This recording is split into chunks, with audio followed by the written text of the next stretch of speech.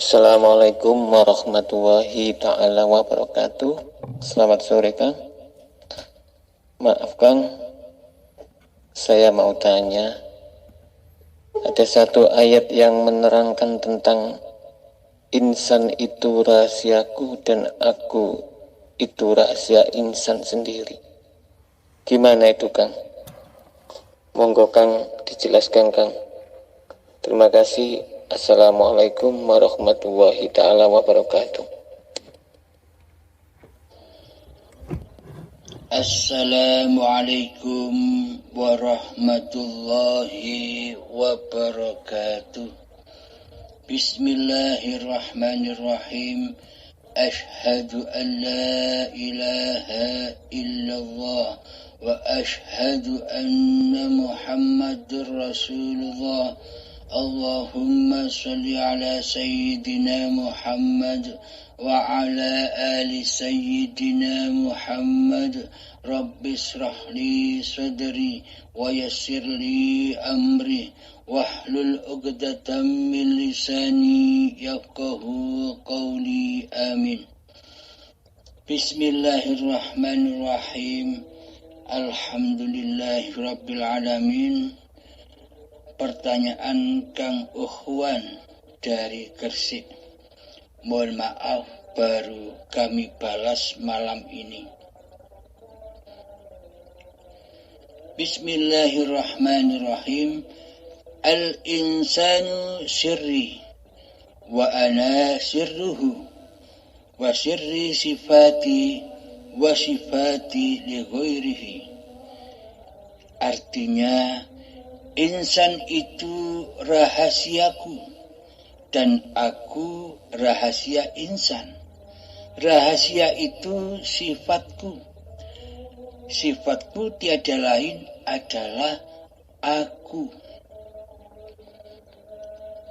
Bismillahirrahmanirrahim. Ada ayat lagi. Muhammad, jangan kamu membahas tentang roh. Karena roh itu adalah rahasiaku. Selagi manusia masih erat kewujudan diri manusianya, selagi manusia masih wujud diri Muhammadnya, yakni kemanusiaannya, maka ia tidak akan pernah tahu siapa yang menghidupi dirinya. Maksudnya, mereka tahu, manusia sama-sama pada tahu bahwa aku ini hidup karena dihidupi Allah. Akan tetapi, kenyataannya di dalam hati kita selama ini tidak demikian. Karena yang merasa wujud dan yang merasa hidup selama ini adalah diri manusianya. Bagaimana mungkin hidup ini Allah? Bagaimana mungkin manusia beriman bahwa hidup ini Allah? Sementara Allah ditiadakan. Sementara Allah digoibkan di hati kita. Berarti yang wujud dan yang hidup di dalam hati kita kan diri manusianya, bukan Allah selama ini. Nah, itu yang dimaksud al-insanu sirri. Manusia itu adalah rahasiaku dan aku rahasia insan. Jadi manusia bila belum mengenal siapa hakikat diri sejati manusianya yang tak ada, yang tak hidup, yang tak kuasa, yang buta, yang tuli, yang bodoh, dan yang bisu, maka selamanya manusia akan tetap menjadi Tuhan, akan tetap menjadi Allah.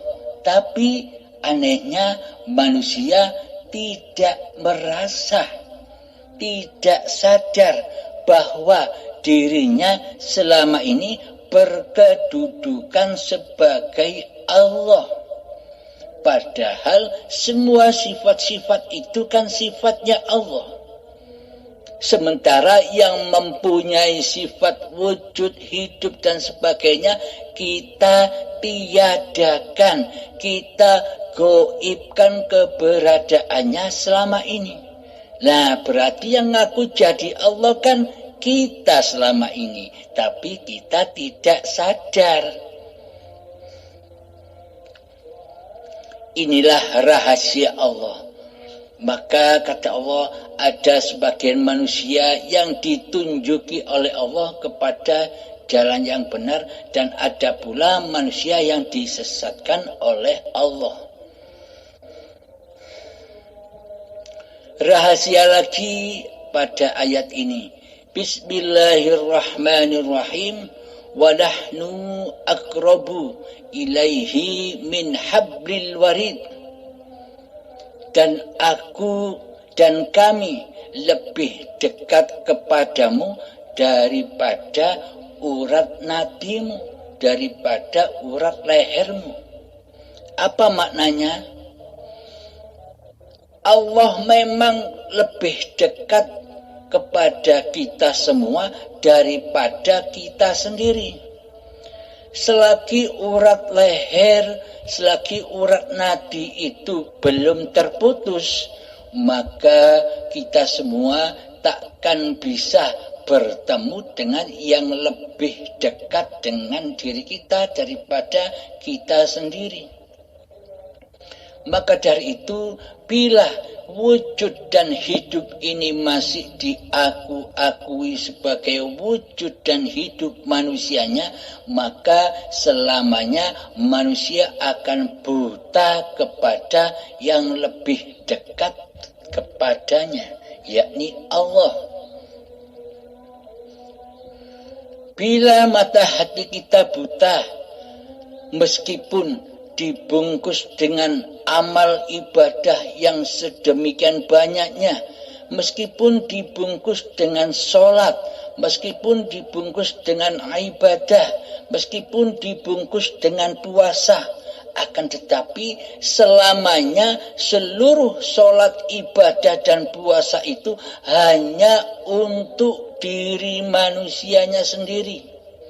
Yakni semuanya diakui sebagai miliknya manusia. Yakni hati selalu berpraktek linafsi, milikku hamba. Karena yang jadi Tuhan hambanya, bukan Allah. Bila yang jadi Tuhan itu Allah di hati kita, pasti praktek hati akan berpulang kepada lillahi ta'ala. Bila Allah yang menjadi Tuhan kita, bila Allah yang mempergerakkan seluruh gerakan badan kita, bila Allah yang mensolatkan kita, bila Allah yang mengibadahkan kita, bila Allah yang mempuasakan kita, maka seluruhnya akan lillahi ta'ala. Bukan perbuatan manusianya, bukan aku manusianya yang bisa sholat, yang bisa ibadah, dan yang bisa puasa. Semuanya adalah Allah dan milik Allah di alam lillahi ta'ala. Maka dari itu, ketika urat nadi dan urat leher ini belum terputus, maka manusia selamanya akan berada di lembah kedustaan, di lembah anar, selalu panas hatinya, digodok oleh cinta dunia. Karena mata hatinya buta, picek, yang dipandang hanya dirinya sendiri dan dunia, maka diperbudaklah manusia itu oleh hawa nafsu iblis dan setan yang menaunginya. Karena iblis dan setan itu selalu menyesatkan manusia. Meskipun dibungkus ibadah dan sholat, meskipun dibungkus berpuasa, akan tetapi setan dan iblis itu selalu mengajak, mengaku-akui bahwa itu sholatmu, bahwa itu ibadahmu, bahwa itu puasamu. Hamba tak ada urusan dengan Allah. Karena Allah selama ini kita gaibkan, kita rahasiakan. Yang kita nampakkan, yang kita wujudkan di hati kita adalah diri manusia kita sendiri. Ya, iblis setannya adalah diri manusia kita sendiri. Karena iblis dan setan itu nyata, bukan gaib. Siapa kenyataan iblis dan setan itu? Yakni manusia yang masih merasa dirinya lah yang wujud, dirinya lah yang hidup, dirinya lah yang berkuasa untuk melaksanakan seluruh syariat-syariat manusianya. Manusia pada lupa bahwa hakikat yang bersyariat itu bukan manusianya. Yang bersyariat itu adalah hidup yang menghidupi manusianya. Itulah yang bersyariat.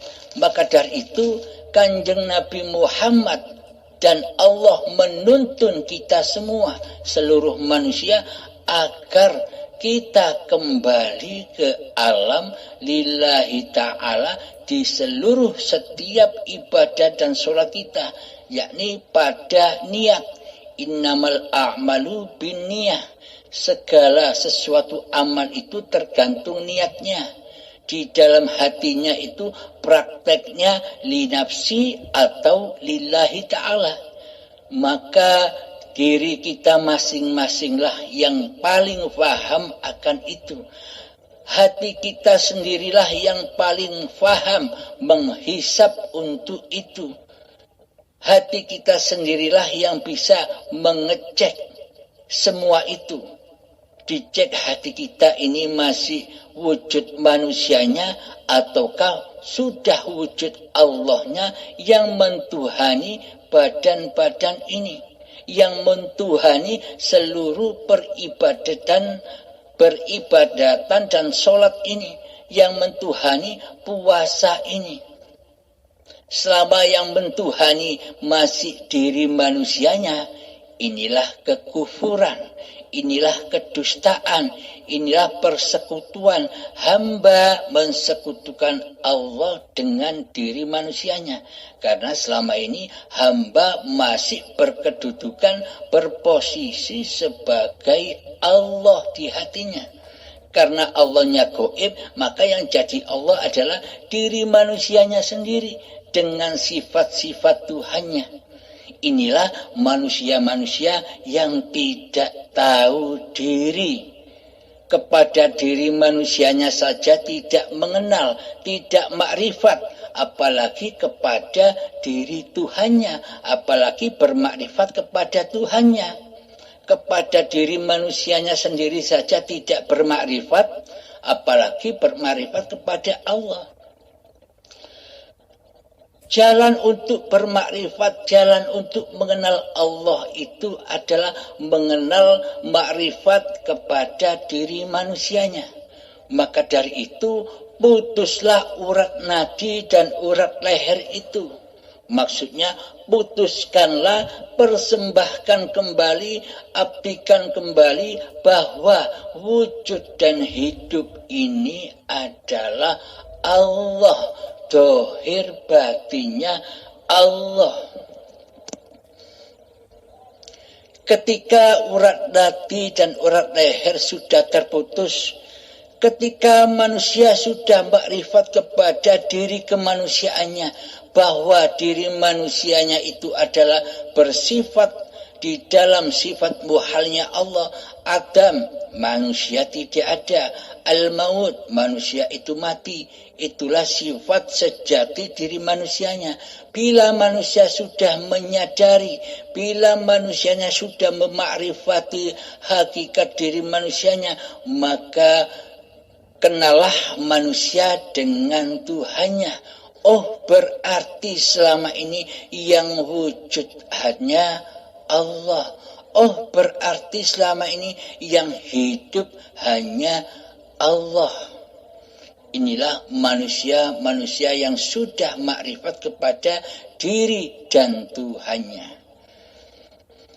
Maka dari itu, ketika urat nadi ini masih kita akui sebagai kehidupan manusia kita, selamanya kita tak akan pernah tahu siapakah yang lebih dekat dari urat nadi kita, yakni Allah lah yang menghidupi manusia.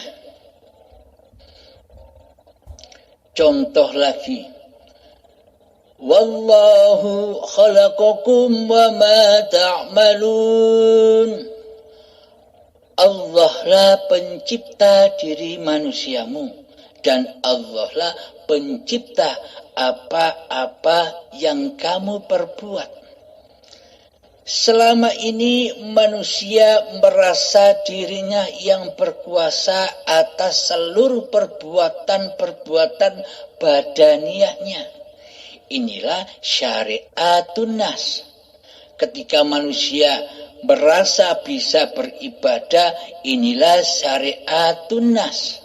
Ketika manusia merasa bisa sholat, inilah syariatun nas. Ketika manusia masih merasa berkuasa untuk berpuasa Ramadan, inilah syariatun nas.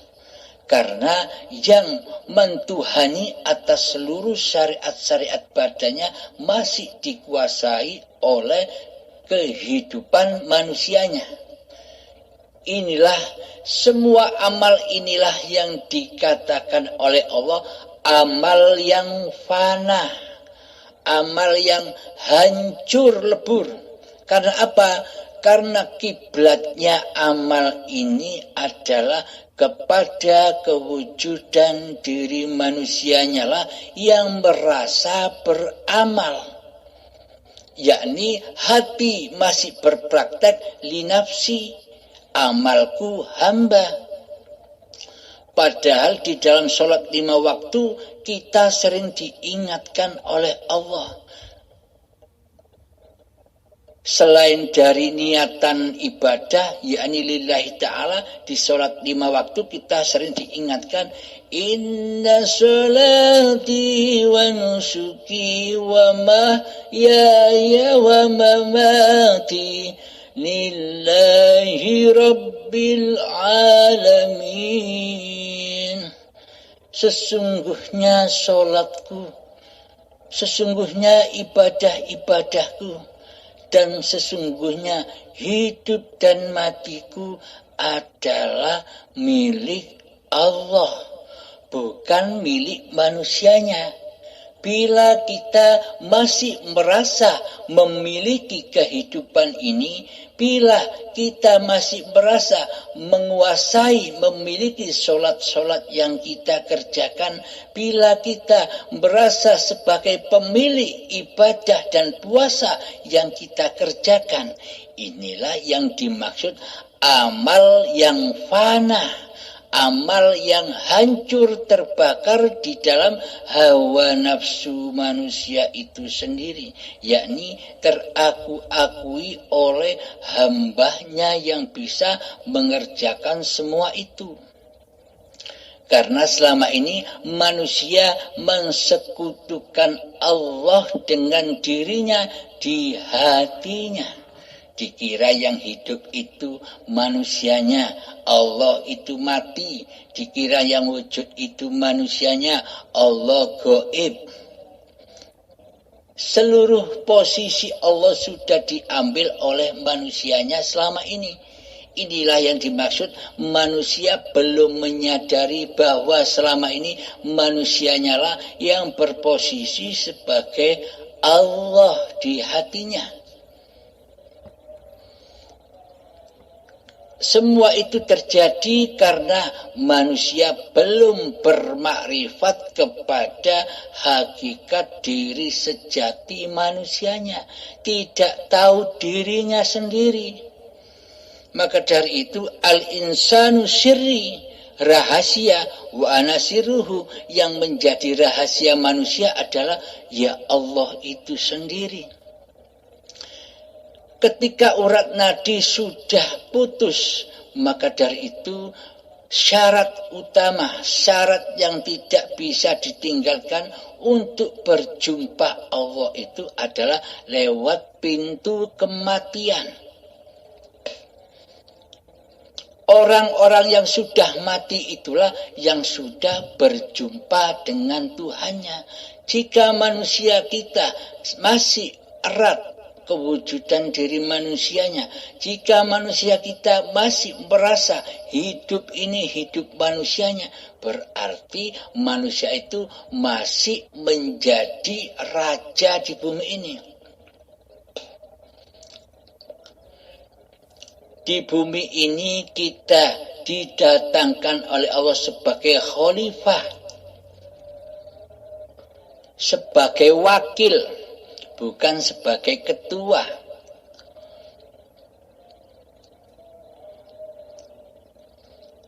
Hanya sebagai wakilullah, jangan menjadi Allah. Akan tetapi selama ini praktek hati kita bagaimana? Kita diwakili oleh Allah, apa kita yang mentuhani Allah?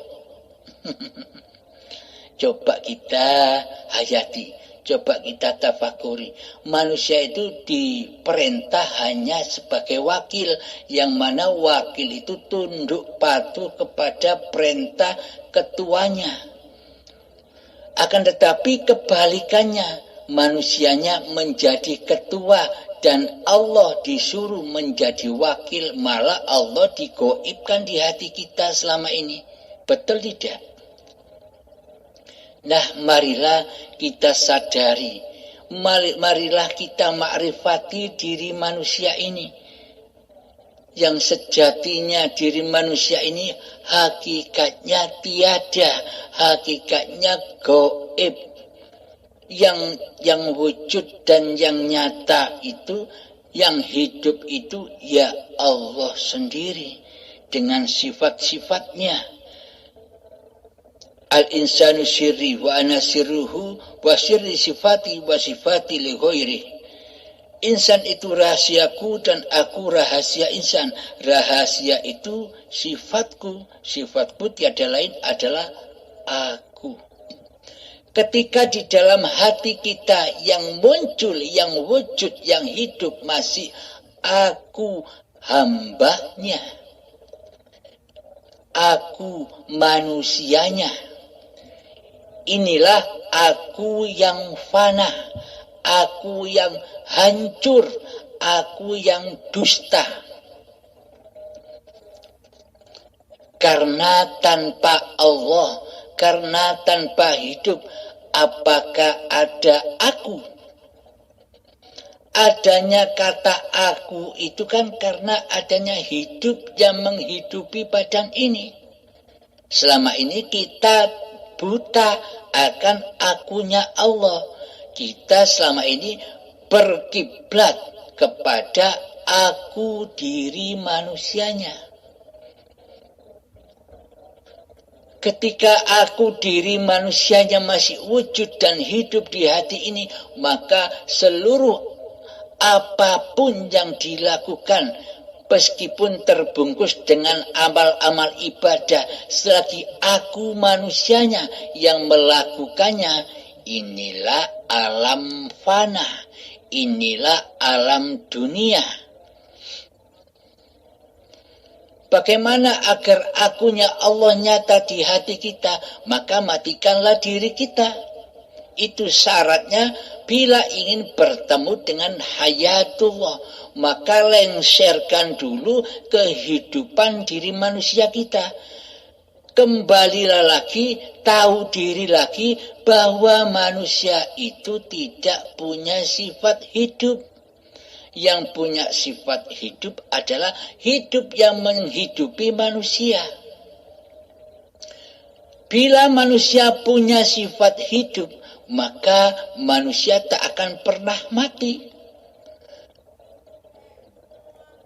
Bagaimana mungkin bila manusia punya hidup itu harus mati? Karena hidup itu tak akan pernah mati. Kenyataannya seluruh manusia sejak Nabi Adam sampai hingga saat ini semuanya mati. Karena apa? Memang hakikatnya mati. Dari yang mati kembali mati. Jika Allah dari hayatullah kembali hayat. Hidup tetaplah hidup. Wal awalu wal akhir. Allah lah yang wujud yang awal dan yang akhir. Hambanya lah yang goib, yang awal goib, akhir pun juga goib. Saat inilah kayak-kayaknya seolah-olah manusia ini ada. Seolah-olah saja. Bagi manusia yang belum tahu dirinya, ya dikira manusianya lah yang wujud, manusianya lah yang hidup. Sedang Allah goib, Allah mati di hatinya. Seolah-olah demikian. Memang benarlah Allah lah penguasa panggung sandiwara dunia ini. Bila kita menyadari bahwa yang ada di alam semesta ini hanya Allah, maka kita akan tahu filmnya kehidupan ini. Bahwa yang mengadakan pagelaran di dalam kehidupan kita ini hanyalah Allah. Bila kita sudah beriman kepada Allah bahwa seluruh keadaan apapun tidak akan terjadi kecuali dengan izin Allah. Bila kita sudah menyadari hal itu, maka hati kita tak bakal tersiksa, tak bakal panas menghadapi seluruh keadaan apapun yang kita hadapi. Karena kita selama ini sudah menyadari bahwa diri manusia ini tidak hidup sendiri. Adanya diri manusia ini karena dihidupi, diperankan, diperjalankan oleh penciptanya. Sedang manusia hanyalah wakil-wakil Allah. Al-insanu sirri wa ana sirhu. Jadi dibalik wakil-wakil Allah itulah Allah. Bisa dipahami? Semoga saya dan kita semua dipahamkan oleh Allah. Maka dari itu, makrifatilah diri kita sendiri agar kita bisa bermakrifat kepada siapa Tuhan pencipta diri kita. Di dalam tafakur, di dalam duduk berzuhud, kita latih dengan penuh dengan kesabaran. Insya Allah, bila kita melatih dengan penuh kesabaran, Allah pasti akan membimbing kita semua. Bila hati kita ingin berjumpa Allah, apalagi Allah. Namun bagi manusia yang tidak mau, yang tidak ingin berjumpa Allah, meskipun ia ibadah, dialah manusia yang merasa benar berketuhanannya tanpa menyaksikan keadaan hatinya yang masih linafsi, yang penting ibadah. Ini adalah ibadah yang dusta di sisi Allah. Ibadah yang sesungguhnya itu apa? Yang sesungguhnya adalah la maujudan illallah. Praktekkan di dalam hati kita yang ada hanya Allah. Inilah yang dimaksud ibadah. Inilah yang dimaksud sholat. Inilah yang dimaksud puasa. Inilah yang dimaksud haji. Seluruhnya di dalam syahadat. Assalamualaikum warahmatullahi wabarakatuh.